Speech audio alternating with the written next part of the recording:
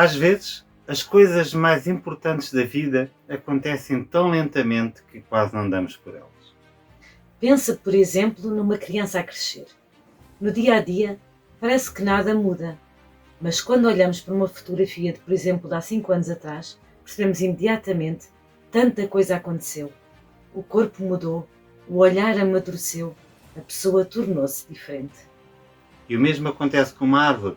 Plantamos uma pequena semente na terra e durante semanas talvez não vejamos nada. O sol parece silencioso, imóvel. Mas debaixo da superfície algo está a acontecer.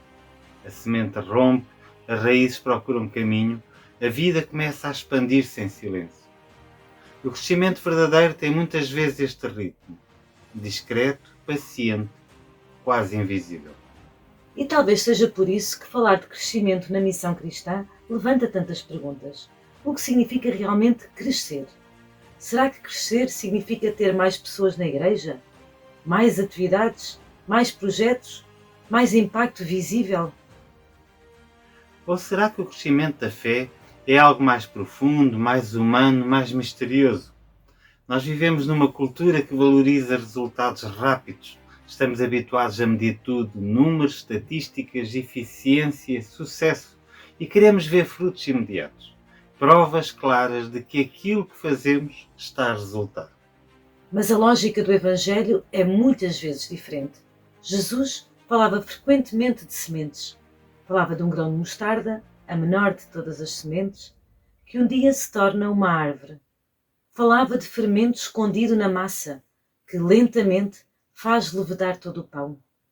Falava de um semeador que lança sementes em diferentes terrenos, sabendo que algumas crescerão e outras não.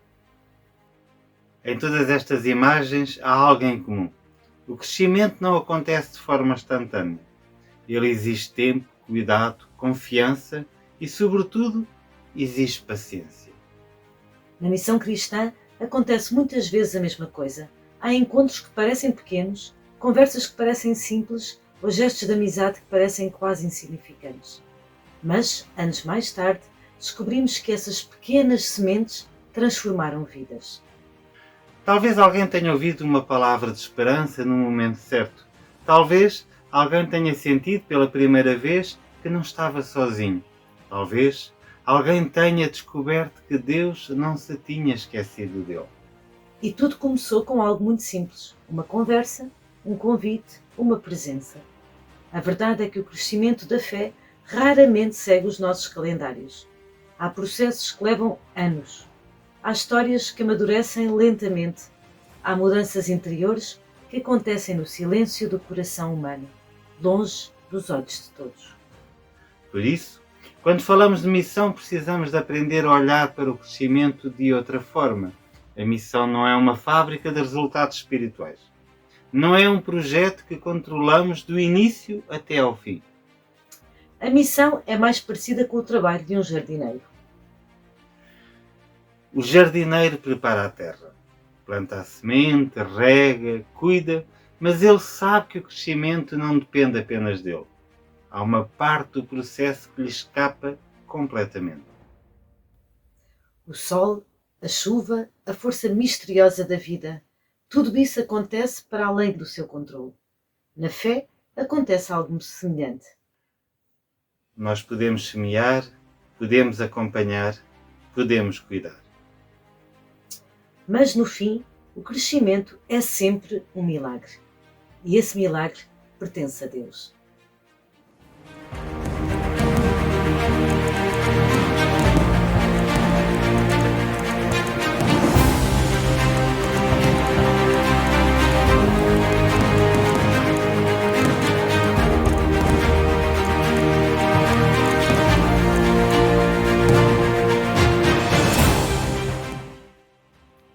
Para mim, é um milagre ver as minhas 2 filhas crescer e poder acompanhá-las.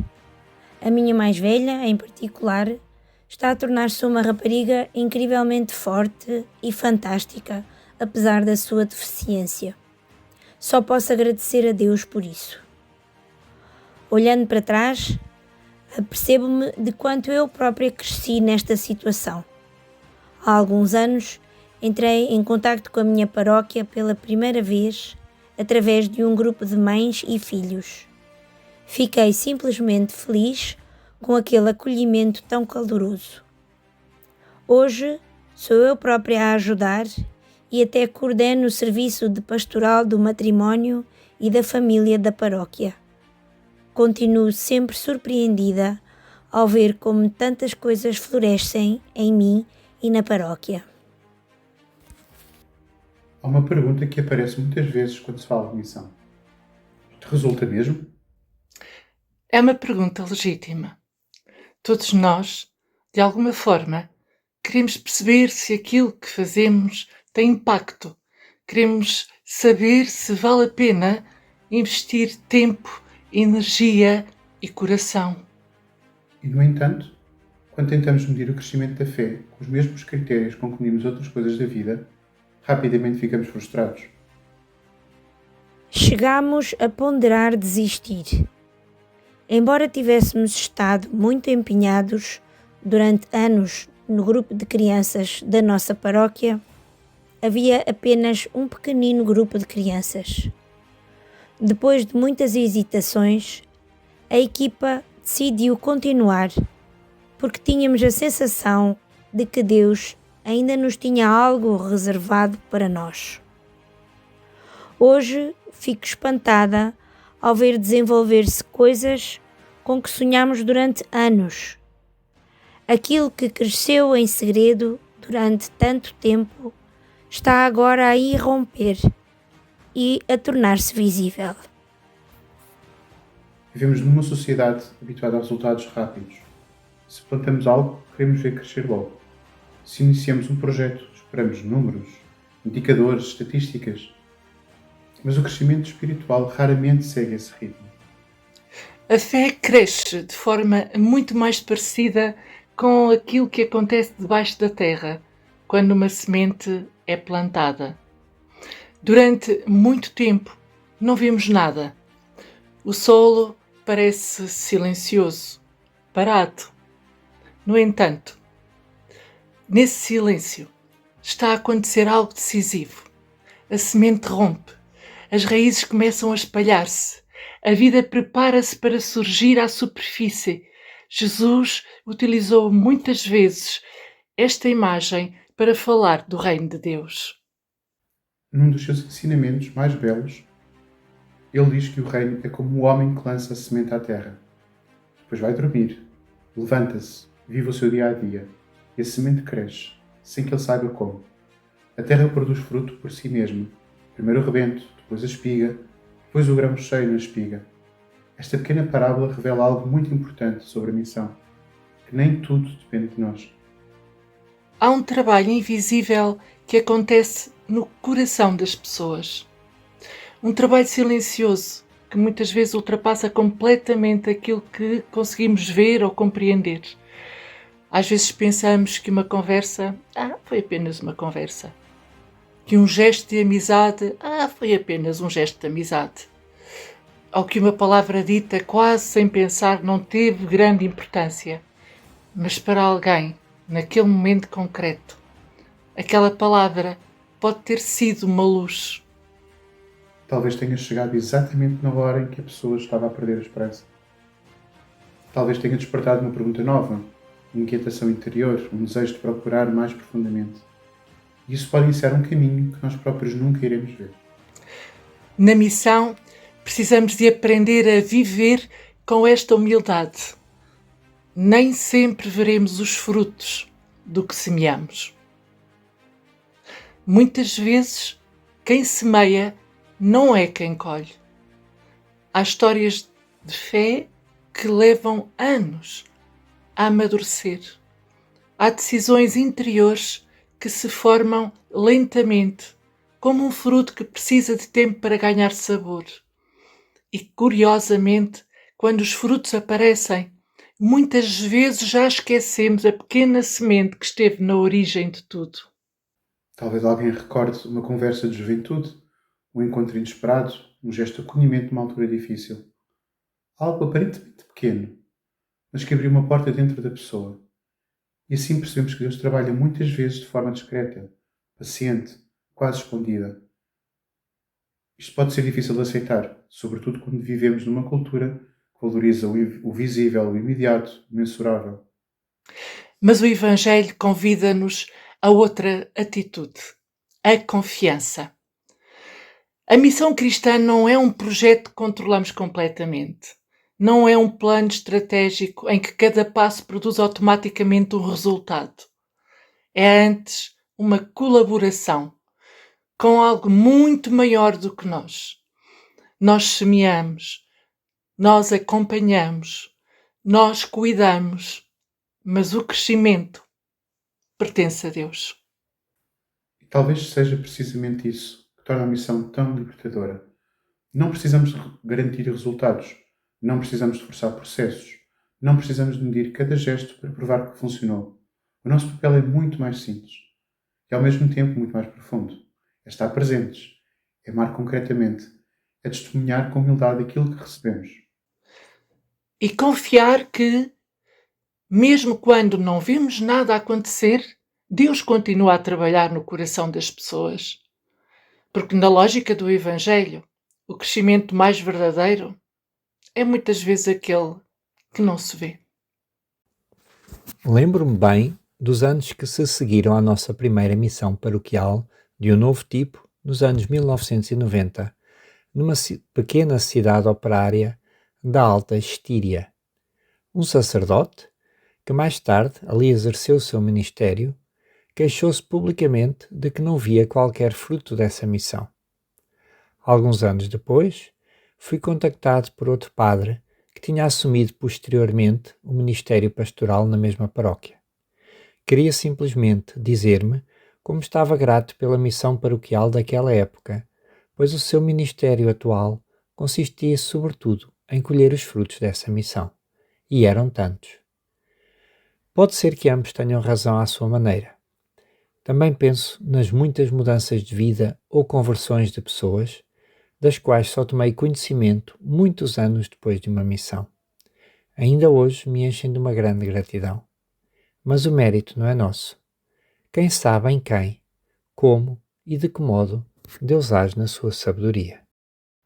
Quando a Igreja procura compreender o que significa crescer, não pode limitar-se a categorias sociológicas ou a indicadores de sucesso semelhantes aos do mundo empresarial.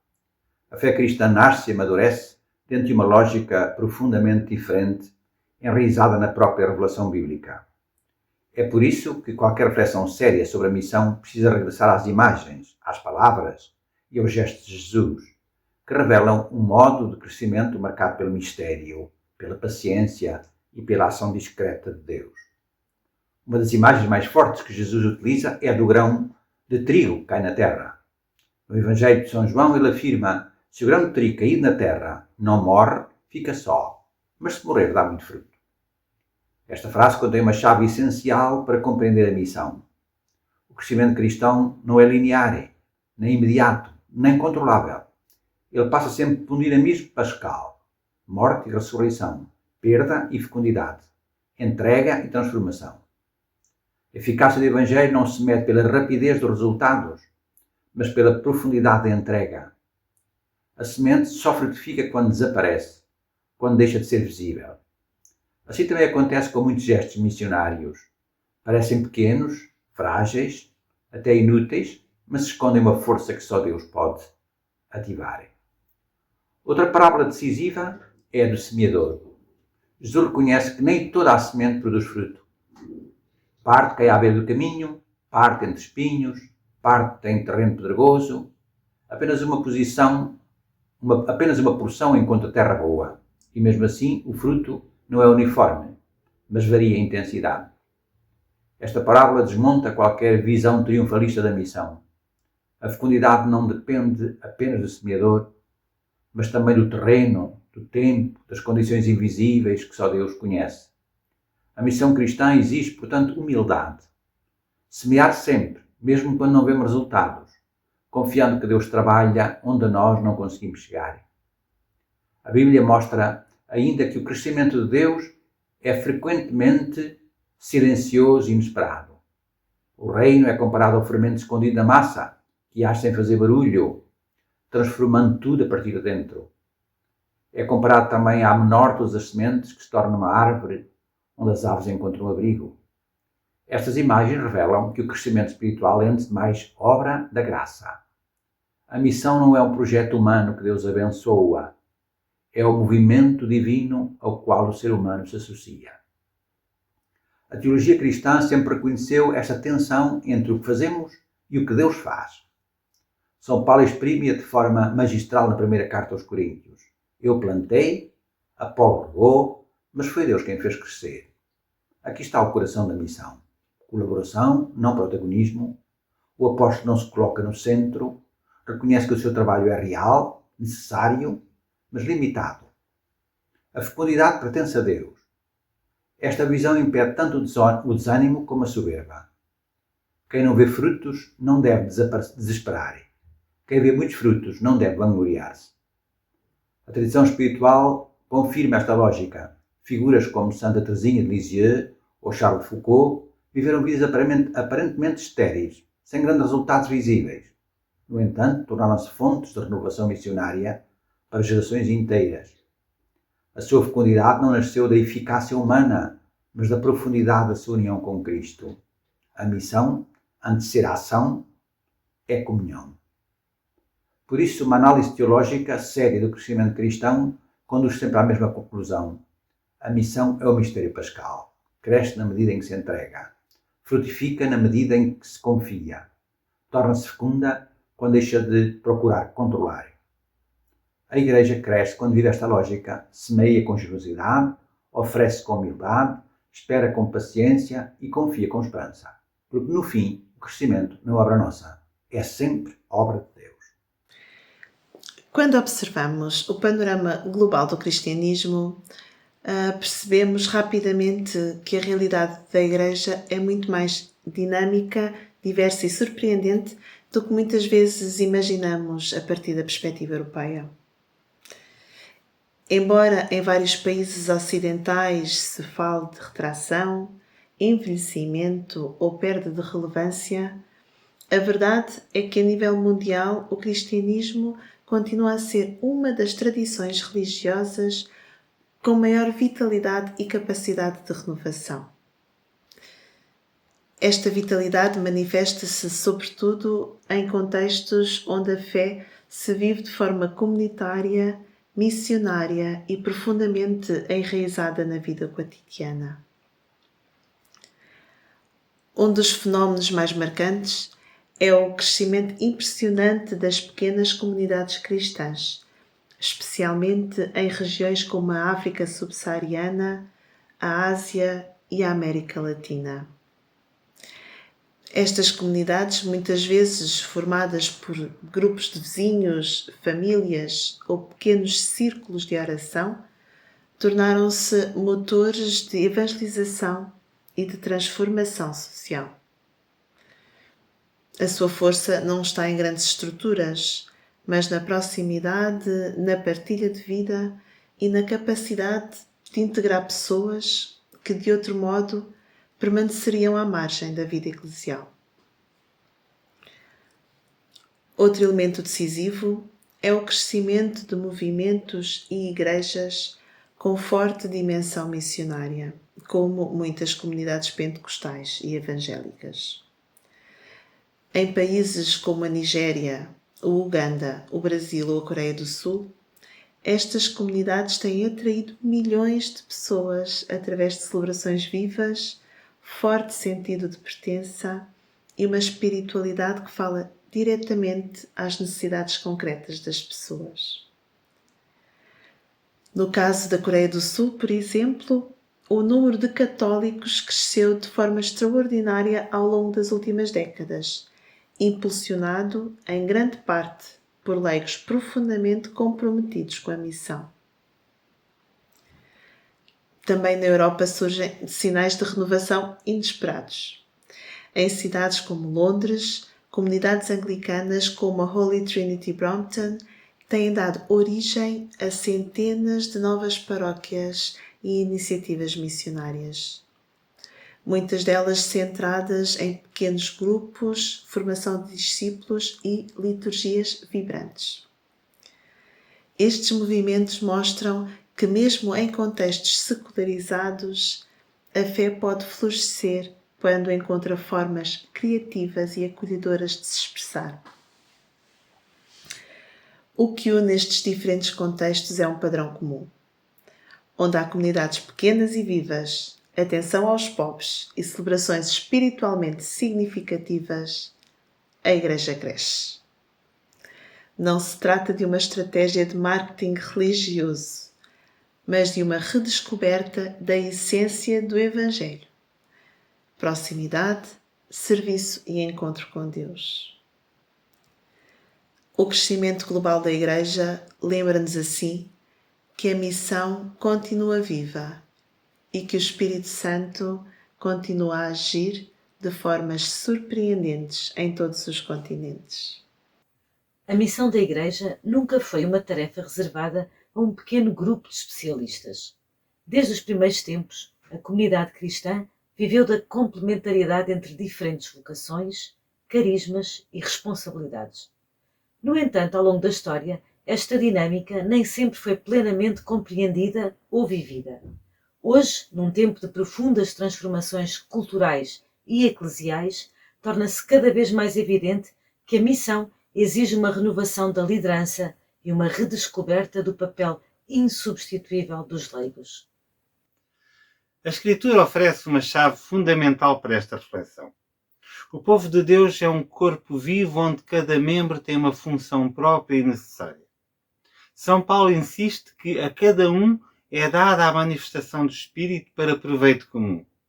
A missão não nasce de uma estrutura hierárquica rígida, mas de uma comunhão de dons. O ministério ordenado tem um papel essencial: presidir à comunidade, garantir a unidade, celebrar os sacramentos. Mas ele não substitui a ação missionária dos batizados. Pelo contrário, deve despertá-la, acompanhá-la e iluminá-la. Durante muito tempo, porém, muitos leigos sentiram que a sua participação se limitava a tarefas auxiliares: preparar celebrações, colaborar em atividades, apoiar a vida paroquial. Tudo isto é valioso, mas não esgota a vocação missionária do laicado. O Concílio Vaticano II recordou com força que os leigos, pela sua presença no mundo, têm um campo de missão que lhes é próprio. A família, o trabalho, a cultura, a vida social são lugares onde o Evangelho pode entrar de forma única, precisamente porque ali a presença dos cristãos é natural, cotidiana e credível. A experiência recente de muitas comunidades confirma esta visão. Onde os leigos são formados, acompanhados e enviados, surgem iniciativas novas, criativas e profundamente enraizadas na vida real das pessoas. Surgem pequenos grupos, missões de proximidade, visitas a famílias, ações sociais, encontros de oração na casa de cada um. E tudo isto floresce quando os cristãos descobrem que não são meros espectadores, mas são protagonistas da missão. E curiosamente, quando os leigos assumem o seu papel, o ministério dos sacerdotes torna-se mais livre, mais centrado no essencial e até mais fecundo. Mas esta renovação exige também uma nova compreensão de liderança. Liderar na Igreja não é controlar, mas servir. Não é ocupar espaços, mas abrir caminhos. Não é centralizar, mas capacitar. Uma liderança verdadeiramente cristã é aquela que reconhece os dons dos outros, confia, delega e acompanha. É uma liderança que sabe escutar, discernir e animar e, sobretudo, é uma liderança que não tem medo de perder protagonismo para que outros possam crescer. Este processo não é simples. Em muitas comunidades há resistências, medo de mudar, receio de perder identidade, insegurança diante de novas formas de missão. Alguns leigos sentem que não têm formação suficiente. Alguns padres temem perder o controle ou ver a comunidade fragmentar-se. Mas a experiência mostra que quando há confiança mútua, clareza de missão e um verdadeiro espírito de comunhão, a Igreja torna-se mais viva, mais missionária e mais fiel ao Evangelho. A missão de hoje exige precisamente isto. Comunidades onde sacerdotes e leigos caminham juntos, cada um com a sua responsabilidade própria, mas unidos pelo mesmo desejo de anunciar Cristo. Exige líderes que saibam inspirar e não apenas administrar. Exige leigos que assumam a sua vocação com maturidade espiritual e coragem. Exige uma igreja que não tenha medo de experimentar, de aprender e de recomeçar. No fundo, trata-se de recuperar a simplicidade dos Atos dos Apóstolos. Uma comunidade guiada pelo Espírito, onde todos se sabem chamados, enviados e responsáveis. Uma igreja onde a missão não é um programa, mas um modo de viver. E onde a liderança e o laicado, longe de se oporem, tornam-se parceiros indispensáveis na construção do Reino de Deus. Quando falamos de crescimento de uma comunidade cristã, surge inevitavelmente uma pergunta. Como é que podemos reconhecer numa comunidade que ela está realmente a crescer? Durante muito tempo, a resposta parecia ser simples. Pensava-se sobretudo em números. Mais pessoas nas celebrações, mais atividades, mais visibilidade pública. E é claro que estes sinais podem ser positivos. Ver pessoas reunidas numa comunidade viva, ver iniciativas que mobilizam gente, tudo isso é bom, é ótimo. Mas a experiência da Igreja ao longo do mundo mostra que o crescimento mais profundo nem sempre se mede apenas nisso. Em diferentes contextos, na Europa, na Ásia, na América Latina ou na África, percebe-se que as comunidades cristãs que crescem de uma forma mais duradoura têm sempre algumas características que lhes são comuns. Não se trata tanto de uma fórmula mágica, nem de uma estratégia de marketing espiritual ou qualquer coisa assim. Trata-se apenas de sinais de vida, como sintomas no organismo vivo. Podemos resumir esses sinais em 3 dimensões fundamentais. A primeira é a experiência das pequenas comunidades vivas. Isto é, a fé cresce melhor quando não fica apenas num espaço anónimo, num espaço distante, em grandes celebrações, que podem ser belas e importantes, mas o coração da vida cristã acontece muitas vezes em pequenos círculos, em pequenos grupos, em grupos de partilha, em encontros de oração, em equipas de serviço, aquilo que nós podemos chamar em comunidades de base. É nesse espaço que as pessoas começam verdadeiramente a conhecer-se. Ali eles partilham as suas histórias, as suas dúvidas, as suas alegrias e as suas dificuldades. A fé, assim, deixa de ser apenas uma ideia abstrata e torna-se uma experiência de vida, de relação com os outros. Numa pequena comunidade, ninguém é apenas um rosto, no meio de uma multidão anónima. Cada pessoa tem um nome, uma história, tem fragilidades e tem dons. A fé torna-se concreta, porque é acompanhada por pessoas reais. E algo de curioso acontece. Quando uma comunidade pequena é saudável, ela não se fecha em si mesma, nem sobre si mesma. Pelo contrário, torna-se maturamente missionária. O amor que se vive dentro desse grupo começa a transbordar para fora, atingindo outras pessoas. O segundo sinal de crescimento é uma comunidade que tem atenção aos pobres e às pessoas em dificuldade. Se vos recordais, desde o início do Evangelho, Jesus e o Evangelho colocou os mais frágeis no centro da sua missão. Jesus aproximava-se dos que estavam doentes, dos excluídos, dos que eram considerados pecadores, insignificantes, não porque fossem perfeitos, mas porque o amor de Deus se manifesta de uma forma especial com aqueles que vivem e experimentam uma grande fragilidade. Por isso, quando uma comunidade cresce, e cresce de verdade, essa sensibilidade aos mais pobres desenvolve-se, torna-se visível. Não se trata apenas de organizar atividades ocasionais, de solidariedade, de apoio aos pobres, mas desenvolver um olhar sobre a realidade. Começa-se a fazer verdadeiramente a pergunta: quem é que está sozinho à nossa volta?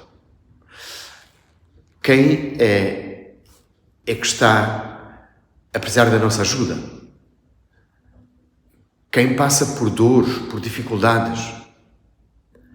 Quem foi esquecido pela nossa sociedade? A missão cristã torna-se então muito concreta. Acompanhar os idosos, apoiar as famílias em dificuldades, acolher os migrantes, ajudar os jovens sem rumo, visitar os doentes. Este cuidado pelos pobres não é apenas uma obra social, é a forma de tornar visível o coração do Evangelho. Porque a fé cristã nunca é apenas uma experiência interior, ela transforma-se também numa forma como nós nos relacionamos com os outros, como nós nos pomos ao serviço uns dos outros, como nós damos a vida como Cristo. O terceiro sinal de crescimento de uma vida espiritual é uma vida espiritual profunda. Pode parecer um pouco paradoxal, mas é essencial. Uma comunidade pode ter muitas atividades, muitos projetos, muitas iniciativas e mesmo assim sentir um certo vazio interior, falta desta fonte que alimenta tudo isto. A missão nasce sempre de uma relação com Deus. Quando uma comunidade reza, quando celebra a fé com alegria, quando dedica tempo à adoração, à escuta da palavra de Deus, ao silêncio diante de Deus, algo muda profundamente. As pessoas deixam de agir apenas por entusiasmo, um entusiasmo humano ou por uma obrigação moral, e começam a agir a partir de uma experiência interior, de encontro com Cristo. E essa experiência transforma a forma de viver. Assim, a oração torna o coração mais atento, mais humilde, mais disponível. A liturgia torna-se um lugar de encontro verdadeiro, onde as pessoas não vêm apenas para cumprir um ritual, mas vêm para se encontrar com Deus, com os irmãos, uns com os outros. Curiosamente, estas três dimensões alimentam-se mutuamente. As pequenas comunidades ajudam as pessoas a aprofundar a sua vida espiritual. A vida espiritual gera um amor concreto pelos pobres. E neste amor pelos pobres, o serviço aos pobres torna a fé mais autêntica, mais credível. E quando estas três dimensões estão presentes, algo começa a crescer de uma forma natural. Talvez não seja um crescimento espetacular ou imediato. Talvez não produza grandes manchetes ou grandes números impressionantes. Mas é um crescimento real. Um crescimento que transforma as pessoas, que transforma as relações, que transforma as próprias comunidades. E talvez seja este o sinal mais importante de todos. Quando uma comunidade cristã cresce de verdade, as pessoas tornam-se mais humanas, tornam-se mais capazes de amar. E é neste momento que percebemos que a missão está realmente viva e que Deus está a agir.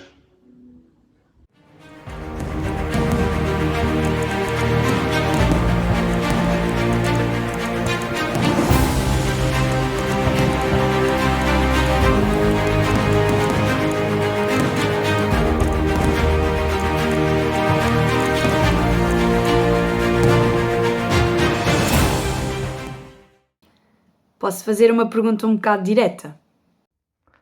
Claro, as perguntas diretas costumam ser sempre as melhores. O que é que queres saber? Quando se fala de missão, às vezes fico com a sensação de que há uma expectativa escondida, que as coisas têm mesmo de resultar. Que no fim deve haver mais pessoas na igreja, mais gente a acreditar, mais resultados visíveis. Mas e se isso não acontecer? E se nos esforçamos e aparentemente nada mudar?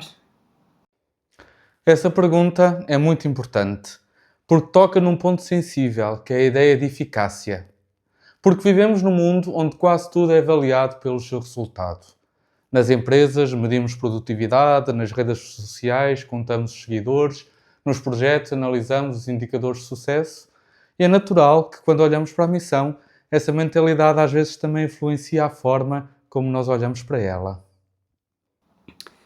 Pois é isso. Se fazemos algo durante anos e não vemos grande mudança, não dá vontade de desistir. Não te vou mentir, às vezes sim, dá vontade de desistir. E muitos cristãos ao longo da história sentiram exatamente isso. Mas o Evangelho convida-nos a olhar para a eficácia de uma forma diferente.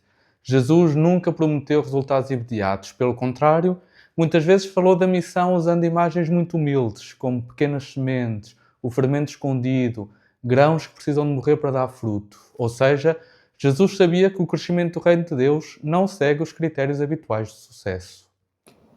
Mas isso não pode ser uma desculpa. Tipo, se não resulta, dizemos que é normal porque o crescimento é invisível? Ora, aí está uma pergunta importante e muito honesta. Claro que a missão não pode ser uma desculpa para sermos passivos ou para sermos irresponsáveis. Nós somos chamados a dar o nosso melhor, a agir com a criatividade que nos é possível, com inteligência, com dedicação, mas ao mesmo tempo precisamos reconhecer uma coisa essencial, que nem tudo depende de nós. A fé não pode ser produzida como se de um produto se tratasse. Ninguém pode forçar outra pessoa a acreditar. Ninguém pode fabricar uma conversão.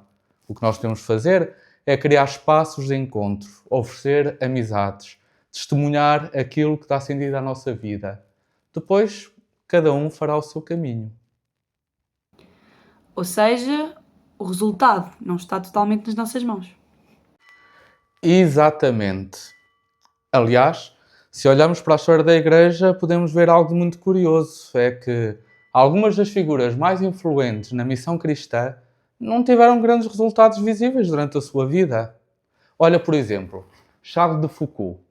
Foi um homem que viveu no deserto do Saara durante anos, no meio de um povo que praticamente não conhecia o cristianismo. O que ele fez foi tentar construir relações, partilhar a sua fé, viver o Evangelho no meio daquela realidade, mas, apesar disso, durante a sua vida, praticamente ninguém se converteu por causa dele. No entanto, embora podemos dizer que a sua missão durante a sua vida foi um fracasso a nível de resultados imediatos, depois da sua morte, a sua vida inspirou comunidades inteiras que hoje estão espalhadas pelo mundo. Fraternidades, congregações, movimentos que nasceram da sua experiência espiritual. Outro exemplo, Santa Teresinha do Menino Jesus ou Santa Teresinha de Lisieux. Ela nunca saiu do seu convento. Ela nunca viajou, nunca pregou em grandes lugares, nunca organizou missões. Ainda assim, ela é padroeira universal das missões. Porquê? Porque na sua vida ela entendeu algo de essencial, que a missão não depende tanto daquilo que nós fazemos, mas da forma como nós amamos. Então a eficácia na missão não é só quantas pessoas mudam. Tal qual. A verdadeira eficácia do Evangelho mede-se de outra forma. Mede-se quando alguém faz a descoberta de que não está sozinho. Quando alguém encontra esperança no meio de uma crise. Quando uma pessoa ferida volta a acreditar que é possível recomeçar.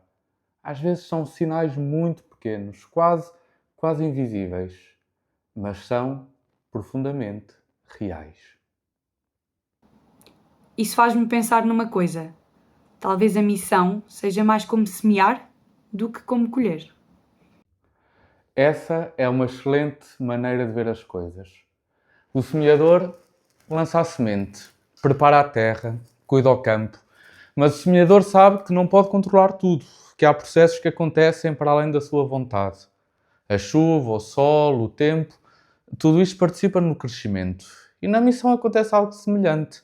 Nós semeamos, mas o crescimento pertence a Deus.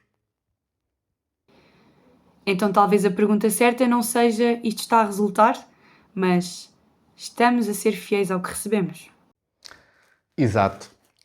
No final das contas, a missão cristã não é uma competição entre resultados. É um caminho de fidelidade. E quando alguém vive esse caminho com verdadeiro amor, algo com certeza vai crescer, mesmo que não o consigamos ver de imediato.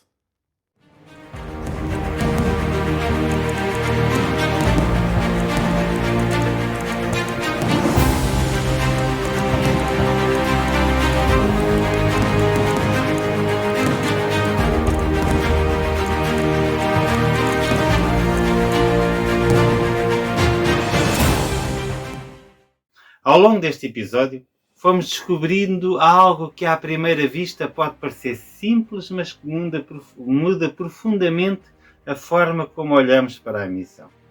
Falámos de crescimento, mas não do crescimento que se mede facilmente.